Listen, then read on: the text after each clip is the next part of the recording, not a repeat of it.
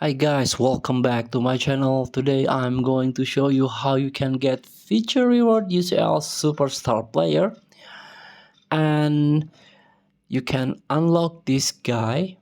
This is the Antonio Rüdiger center back from Real Madrid in EA Sport FC Mobile 24.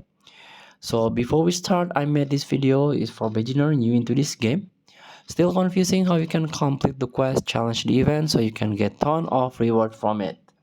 Let's get started by tap the play button, tap the live events, and tap the UEFA Champions League. And this is the main page. Tap this one, group stage. So this is the feature reward you can get. Antonio Rüdiger. So he is from Germany, and his position is center back with 89 OVR best and best rate, and he's quite useful. He's very good player with work rate, attacking and defending, high work rate in attacking and defending, and he is part of UCL group stage live player. And let's get back.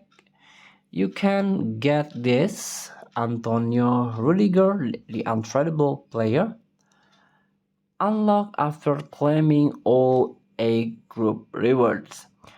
So this is group A until, let's see, until group H. You have to unlock this first.